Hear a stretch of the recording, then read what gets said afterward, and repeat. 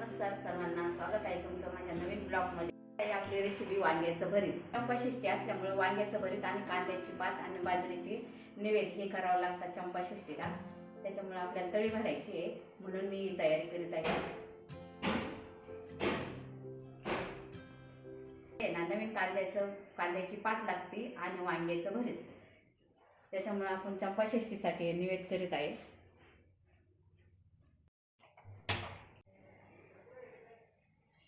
बघा, आज आपण तळी भरण्यासाठी कांद्याची पात आणि वांग्याचं भरीत करणार आहे. भरीत वाढण्यासाठी वांग्याचं भरीत आणि कांद्याची पात लागत आहे.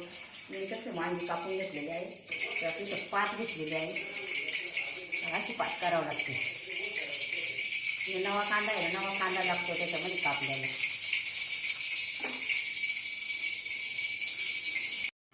बघ मी आता कांद्याची पात टाकून कांदा कापून टाकला आहे.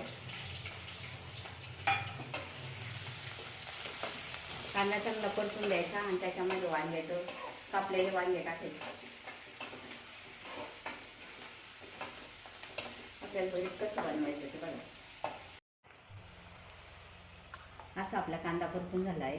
असा कांदा असा फुलून दिला ना, त्याच्यामध्ये टाकायचे असे वांगे.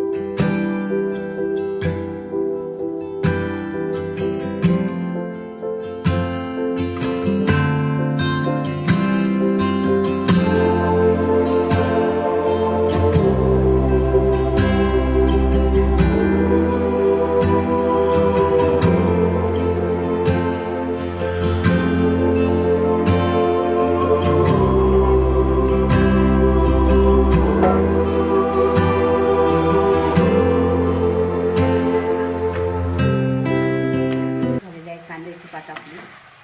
वांग्याचं भरीत बघा किती छान झालेलं आहे. वांग्याचं भरीत एकच नंबर.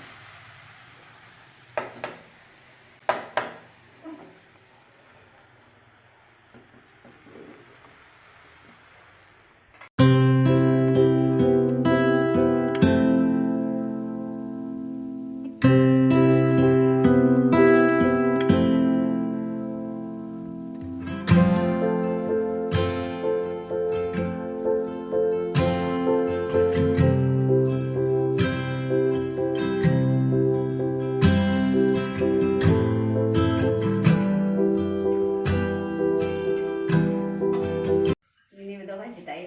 आपले निवेद तयार झाले. मिस्टर जाणार आहे खंडोबाला निवेद घेऊन. तळी भरायची खंडोबाच्या मंदिरात.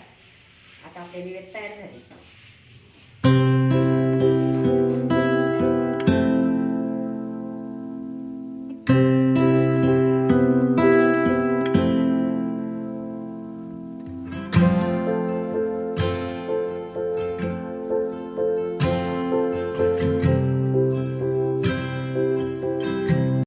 साफ करून घेऊन राहिले. किचन साफ झालं. आता माझा स्वयंपाक झाला म्हणजे माझं किचन साफ करून राहिले.